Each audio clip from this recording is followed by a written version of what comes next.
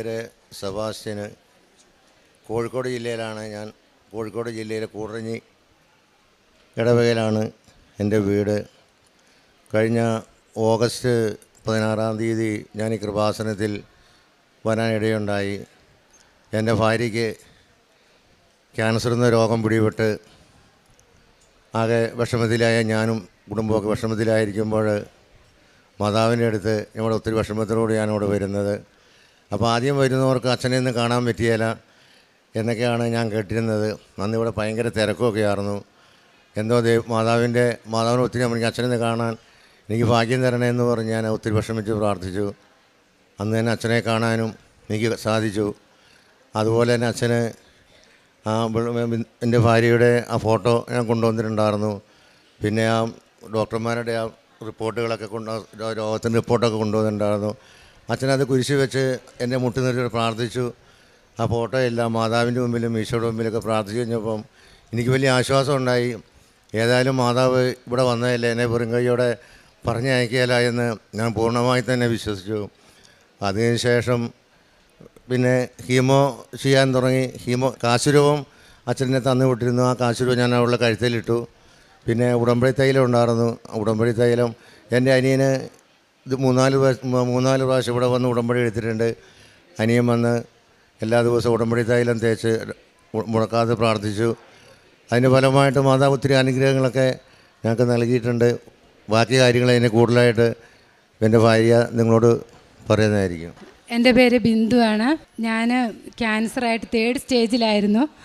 അറിയുന്നില്ലായിരുന്നു. ഒരു 2 മാസക്കാലം എനിക്ക് നടുവേദന ഉണ്ടായിരുന്നു. ഞാൻ ജോലി ചെയ്തുകൊണ്ടിരിക്കുന്ന സമയത്താണ്. നടുവേദനയൊന്നും കാര്യമാക്കിയില്ല. 2 മാസം അടുപ്പിച്ച് നടുവേദന വന്നു കഴിഞ്ഞപ്പോൾ വെറുതെ ഒരു ഗൈനക്കോളജിസ്റ്റിനെ കാണിക്കാമെന്ന് കരുതി പോയതാണ്. അങ്ങനെ ചെറുതായിട്ടൊരു USG എടുത്തു. അപ്പം മാഡത്തിനൊരു സംശയം തോന്നി. മാഡം പറഞ്ഞു റേഡിയോളജി സ്കാൻ തന്നെ ചെയ്യണം, അപ്പം നിങ്ങൾ റേഡിയോളജി സ്കാൻ ചെയ്ത് വരാൻ പറഞ്ഞു. റേഡിയോളജി സ്കാൻ ചെയ്തപ്പം അവർ പറഞ്ഞു CT എടുക്കണമെന്ന് പറഞ്ഞു. അവിടെ അവർക്ക് സംശയം തോന്നിയപ്പോൾ CT MRI എടുക്കണമെന്ന് പറഞ്ഞു. MRIയിൽ ലീഷൻ കണ്ടു. അപ്പം ഞാൻ ഈ റിസൾട്ടുകളൊന്നും ഞാൻ നോക്കുന്നില്ലായിരുന്നു. അപ്പോൾ എനിക്ക് അതുകൊണ്ട് തന്നെ എനിക്ക് പേടിയും തോന്നിയില്ല. റിസൾട്ടൊന്നും ഞാൻ കാണുന്നുമില്ല. എൻ്റെ ചേച്ചി ഉണ്ടായിരുന്നു. അപ്പം ഞാൻ ചേച്ചിയുടെ കൂടെയാണ് പോയത്. ചേച്ചി അവിടെ സ്റ്റാഫായിരുന്നു. അപ്പോൾ ചേച്ചി ഈ റിസൾട്ട് എല്ലാം കാണുമല്ലോ എന്നോർത്ത് ഞാൻ എല്ലാ റിസൾട്ടുകളും ചേച്ചിയുടെ കയ്യിലേക്ക് കൊടുക്കുകയാണ് ചെയ്തത്. അവിടെ നിന്ന് ചേച്ചി റിസൾട്ട് ഡോക്ടറെ കാണിച്ചപ്പം ചേച്ചിയോട് പറഞ്ഞു ഇനി CA 125 കൂടെ ചെയ്യണം. അപ്പോൾ അത് കേട്ടപ്പോൾ എനിക്കൊരു സംശയം തോന്നി.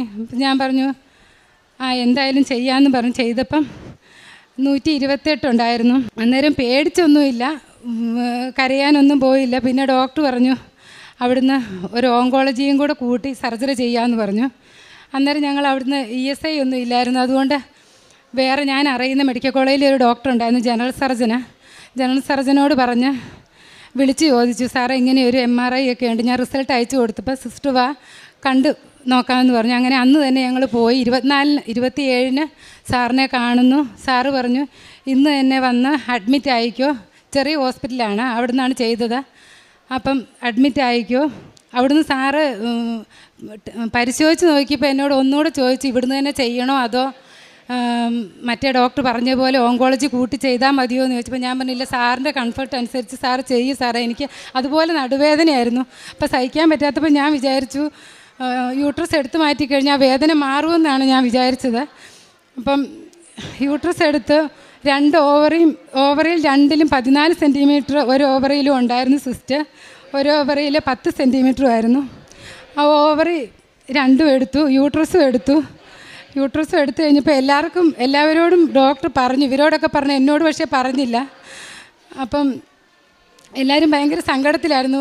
വീട്ടുകാരൊക്കെ ഭയങ്കര സങ്കടം. ഞാൻ അന്നേരം ഒന്നും അറിയാത്ത പോലെ. അപ്പോൾ അവരൊക്കെ പറഞ്ഞു ഇവളിത് അറിഞ്ഞിട്ടും എന്തുകൊണ്ടാണ് പ്രതികരിക്കാത്തതെന്ന് അവരൊക്കെ ചോദിക്കുന്നുണ്ട്. ഞാൻ അന്നേരം എല്ലാവരോടും നല്ല സന്തോഷത്തോടുകൂടി വർത്തമാനമൊക്കെ പറഞ്ഞിരിക്കുകയാണ്. എല്ലായിടത്തും സ്പ്രെഡ് ആയിട്ടുണ്ടെന്ന് പറഞ്ഞു. അങ്ങനെ മെഡിക്കൽ കോളേജിലേക്ക് വിട്ടു. ഓങ്കോളജിയെ കാണിക്കാനായിട്ട് വിട്ടു. ഓങ്കോളജിസ്റ്റിനെ കാണിച്ചു കഴിഞ്ഞപ്പോൾ സാറ് പറഞ്ഞു കീമോ ചെയ്യുക. കീമോ ചെയ്താലും വീണ്ടും ഒന്നും കൂടെ സർജറി ചെയ്യേണ്ടി വരും, റീഓപ്പൺ ചെയ്യേണ്ടി വരും, അതെന്തായാലും നിർബന്ധമാണെന്ന് പറഞ്ഞു. 3 കീമോ ചെയ്തു. 3 കീമോ ചെയ്തതിന് ശേഷം സാറ് പറഞ്ഞു സർജറി ചെയ്ത ഡോക്ടറിൻ്റെ അടുത്ത് തന്നെ ചെല്ലുക, വീണ്ടും ഒന്നും കൂടെ സർജറി ചെയ്യണം. അങ്ങനെ ഞങ്ങൾ വീണ്ടും സർജറി ചെയ്ത ഡോക്ടറിൻ്റെ അടുത്ത് ചെന്നപ്പം സാറ് മെഡിക്കൽ കോളേജിലെ ട്യൂമർ ബോർഡിലൊക്കെ ചോദിച്ചപ്പം സർജറി വേണ്ട എന്ന് പറഞ്ഞു. അത് കഴിഞ്ഞ് പിന്നെയും കീമോ ചെയ്യാൻ പറഞ്ഞു. അങ്ങനെ 6 കീമോയും കഴിഞ്ഞു. 6ാമത്തെ കീമോ കഴിഞ്ഞപ്പോഴും ഓങ്കോളജിസ്റ്റ് പറഞ്ഞു എന്തായാലും സർജറി തന്നെ വേണം. അപ്പം ഇനിയും വീണ്ടും നിങ്ങൾ സർജറി ചെയ്ത ഡോക്ടറുടെ അടുത്ത് തന്നെ പോകാൻ പറഞ്ഞു. അവിടെ ചെന്നപ്പം ഡോക്ടർ പറഞ്ഞു MRI എടുത്തിട്ട് വാ, CA-125 ചെയ്യാൻ പറഞ്ഞു. 2ാമത് CA-125 ചെയ്തപ്പം 38 3ാമത് ചെയ്ത് കഴിഞ്ഞപ്പം 7.8 ആയി. പിന്നെ അത് കഴിഞ്ഞ് MRI എടുത്തപ്പം അതിനകത്ത് ഒന്നുമില്ല. ഇനി ഒന്നും ചെയ്യണ്ട, ഒരു ടാബ്ലറ്റ് കഴിക്കണമെന്ന് പറഞ്ഞിരുന്നു. കോസ്റ്റ്ലിയാണ് ആ ടാബ്ലറ്റ്. ഒരു 5-6 മാസം എന്തായാലും കഴിക്കേണ്ടി വരുമെന്ന് നിർബന്ധമായിട്ടും പറഞ്ഞതാണ്. ഓങ്കോളജിസ്റ്റിന് റിസൾട്ട് കാണിച്ചപ്പോൾ ഇനി ടാബ്ലറ്റും വേണ്ട, ഇനി ഒന്നും ചെയ്യണ്ടെന്ന് പറഞ്ഞു. എല്ലാ മാസവും വന്ന് ഫോളോ അപ്പ് ചെയ്താൽ മതി. ഹസ്ബൻഡും അനിയനും ഉടമ്പടി തൈലം തേച്ച് നെറ്റിയിലും കാലിലും വയറ്റിലും എല്ലാം പുരട്ടുമായിരുന്നു. എല്ലാ രാത്രിയിലും ഉടമ്പടി തൈലം വെച്ച് പ്രാർത്ഥിച്ച് ഉടമ്പടി തൈലം പുരട്ടുമായിരുന്നു. അത് 2 മാസക്കാലം മുടങ്ങാതെ ചെയ്തിരുന്നു. അങ്ങനെ മാതാവിൻ്റെ പ്രത്യേക അനുഗ്രഹം കൊണ്ട് ഇന്ന് എനിക്ക് ക്യാൻസർ എന്ന രോഗമില്ല. ഇനി ഒരു ഗുളികയും കഴിക്കണ്ട എന്നാണ് പറഞ്ഞത്. മാതാവിനെ ഈശോയ്ക്ക് 1000 നന്ദി പറയാനായിട്ടാണ്. ഇപ്പം 5 മാസമായുള്ളൂ. ഇനി ഒരു മരുന്നും കഴിക്കണ്ടെന്നാണ് പറഞ്ഞത്. എല്ലാ മാസവും ഫോളോ അപ്പ് ചെയ്താൽ മതി. ഉടമ്പടി ധ്യാനങ്ങൾ കേൾക്കുമായിരുന്നു അച്ഛൻ്റെ. പിന്നെ അച്ഛൻ്റെ ടോക്ക് കേൾക്കുമായിരുന്നു. എനിക്ക് അധികമൊന്നും അങ്ങനെ പറ്റിയില്ലെങ്കിലും എല്ലാവരും വീട്ടുകാരൊക്കെ ഒത്തിരി പേര് സഹകരിക്കുമായിരുന്നു. അപ്പോൾ അവരെല്ലാം പറയും നീ തലയണയുടെ അടുത്ത് വെച്ച് വെറുതെ കേട്ടിരുന്നാൽ മാത്രം മതി. അങ്ങനെ ഞാൻ വെറുതെ കേട്ടിരിക്കുകയുള്ളൂ. ഇവർ പ്രാർത്ഥിക്കുമ്പോഴും ഞാൻ വെറുതെ കേട്ടിരിക്കാനേ എനിക്ക് പറ്റുന്നുള്ളായിരുന്നു. കീമോ ചെയ്യുമ്പോൾ ക്ഷീണമാകുമ്പോൾ അപ്പോൾ അതെല്ലാം കേട്ടിരിക്കുമായിരുന്നു. ഞാൻ ഉടമ്പടി പ്രാർത്ഥനകൾ ചെല്ലുമ്പോൾ കിടന്നുകൊണ്ടാണേലും കൂടുമായിരുന്നു. ഞാനിവിടുന്ന് കൃപാസനം പത്രം കൊണ്ടുവന്ന് പുറത്ത് പൊതുവെ എല്ലായിടത്തും കൊണ്ട് കൊടുക്കുമായിരുന്നു. പിന്നെ ചെറിയ കൊച്ചു ഓരോ പ്രേക്ഷിത പ്രവർത്തനങ്ങൾ ചെയ്യാറുണ്ട്. പിന്നെ മാതാവിനോട് നന്നാണിരുന്ന് പ്രാർത്ഥിക്കാറുണ്ടായിരുന്നു. ഈ അസുഖം മാറിക്കഴിഞ്ഞാൽ ഇവിടെ വന്ന് സാക്ഷി ഞാൻ പറയുമെന്ന് മാതാവിന് വാക്ക് കൊടുത്തിട്ടുണ്ടായിരുന്നു. ഞങ്ങളെ അനുഗ്രഹിച്ച ഈശോയ്ക്കും മാതാവിനും നന്ദി പറഞ്ഞാൽ തീരാത്ത അത്രയും നന്ദിയാണ് ഞങ്ങളോട് കാണിച്ച ഈശോയ്ക്കും അതിന് നന്ദി. അപ്പോസ്തല പ്രവർത്തനങ്ങൾ 3:16 ക്രിസ്തുവിൻ്റെ നാമത്തിലുള്ള വിശ്വാസം മൂലം അവൻ്റെ നാമമാണ് നിങ്ങൾ കാണുകയും അറിയുകയും ചെയ്യുന്ന ഈ മനുഷ്യനെ സുഖപ്പെടുത്തിയത്. ക്രിസ്തുവിലുള്ള വിശ്വാസമാണ് നിങ്ങളുടെ മുമ്പിൽ വെച്ച് ഈ മനുഷ്യന് പൂർണ്ണ ആരോഗ്യം പ്രദാനം ചെയ്തത്.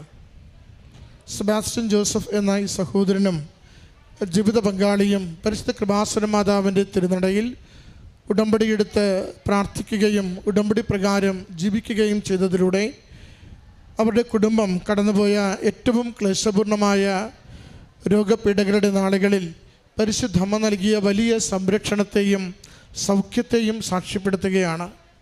നമ്മൾ രണ്ടുപേരുടെയും വാക്കുകൾ കേട്ടു. രണ്ടുപേരും എത്ര കണ്ട് അമ്മ മാതാവിൽ ശരണപ്പെട്ട് ആ നാളുകളിൽ രോഗപീഠയുടെ നാളുകളിൽ ക്യാൻസർ രോഗത്തിൻ്റെ നാളുകളിൽ ജീവിച്ചുവെന്ന് അവർ വ്യക്തമാക്കുന്നുണ്ട്.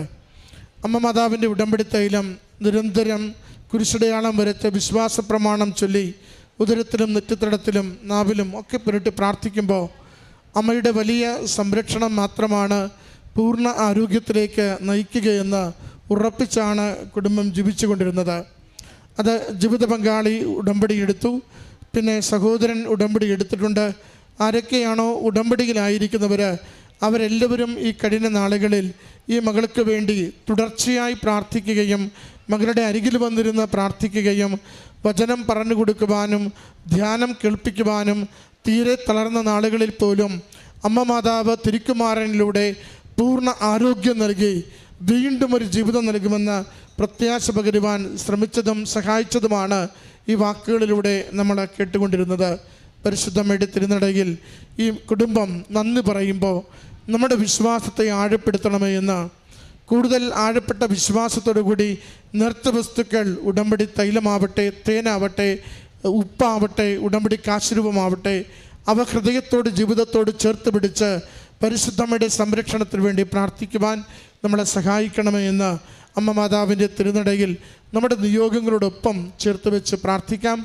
ഈ കുടുംബത്തിന് നൽകിയ ഈ വലിയ അനുഗ്രഹത്തിന് കരമടിച്ച് നമുക്ക് അമ്മ മാതാവിനും തിരുക്കുമാരനും നന്ദി പറയാം. അത്യപൂർവ ദൈവാനുഭവങ്ങൾ ഇനി നിങ്ങൾക്കും സ്വന്തം. ഈ യൂട്യൂബ് ചാനൽ ഇതുവരെ സബ്സ്ക്രൈബ് ചെയ്തിട്ടില്ലെങ്കിൽ ഇപ്പോൾ തന്നെ സബ്സ്ക്രൈബ് ചെയ്യുക. ഈ വീഡിയോ ഇപ്പോൾ തന്നെ നിങ്ങളുടെ സുഹൃത്തുക്കൾക്ക് ഷെയർ ചെയ്തുകൊണ്ട് കർത്താവിൻ്റെ പ്രേക്ഷിതരാകുക.